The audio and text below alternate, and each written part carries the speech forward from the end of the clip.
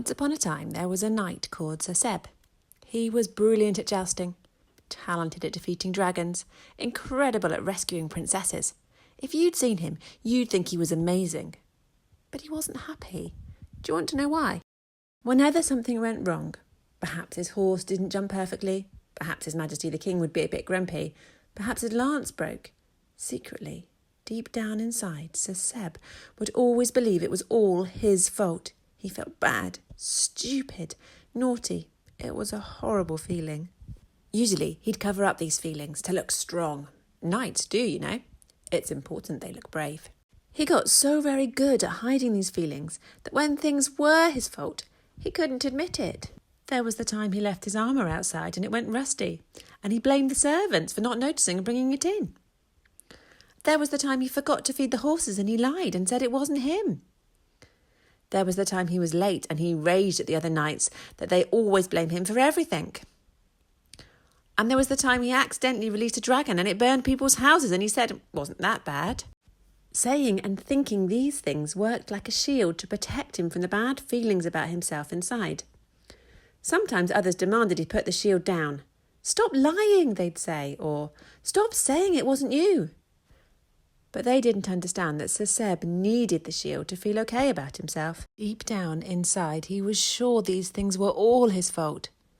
But he didn't want anyone else to find out. He thought if they find out, they'd know he was stupid, bad and naughty, and they wouldn't like him anymore, so he covered up. He felt stupid, bad and naughty for the things that really weren't his fault too, and so he hung on tight to his shield. Like when Princess Penelope was running around the castle, not looking where she was going, ran into Sir Seb and spilt her drink, and he felt like he was bad for being in the way. Or when another knight left his lance on the floor, Sir Seb tripped over it and landed on the dessert, and Sir Seb felt stupid. Or when the Queen was in a grumpy mood, and Sir Seb thought it must be his fault. All of these times he felt terrible, bad, and was terrified that other people would find out what a bad, worthless, stupid knight he really was. What was going on? One day he met the wise wizard Weldilf. All the knights wanted Weldilf to do a trick for them or share his wisdom. When it was Sir Seb's turn, the wizard took Seb to a magical pool where he used a stick to stir up the water. The reflection changed, and in the water he saw not a grown-up Sir Seb, but a tiny toddler Seb. Seb saw scenes from when he was a young boy. His father was always away fighting dragons, and his mother was angry and cross. She would shout at Seb. She would scream at Seb. She wouldn't always feed Seb when he was hungry. Seb was little, scared and alone, trying to figure out what he'd done wrong.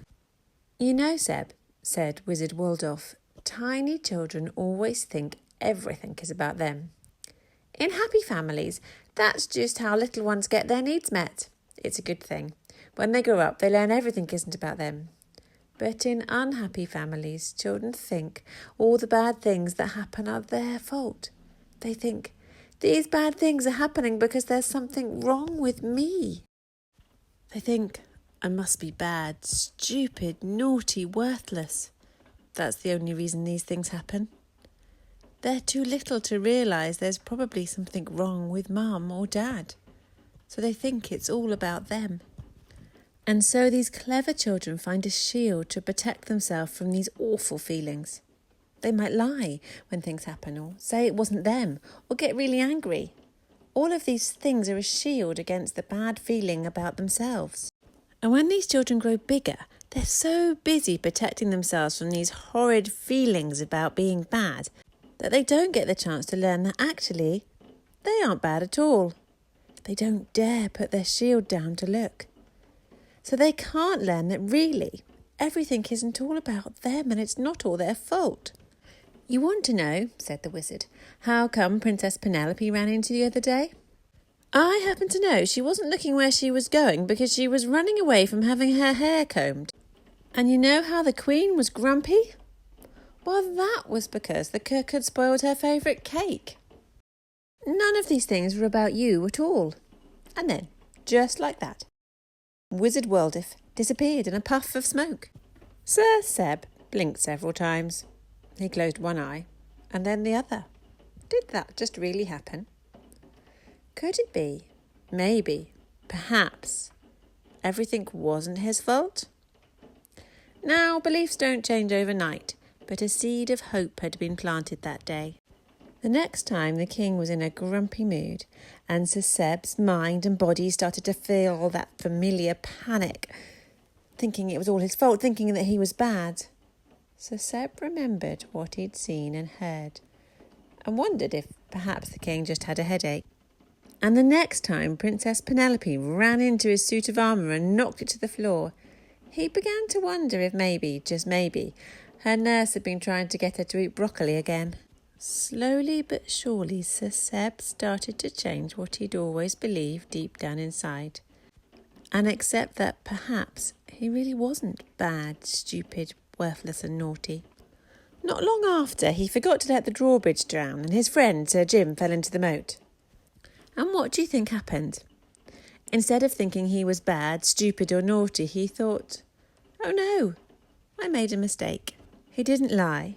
And he didn't say it wasn't him. He didn't say it was Sir Jim's fault for not looking where he was going. He didn't get angry or pretend it wasn't a big deal. He put down his shield, helped Sir Jim out of the moat and said, I'm sorry. And then he put the drawbridge down before someone else fell in. When he knew, really believed he wasn't bad and didn't think it was his fault, he could do these things instead. The end.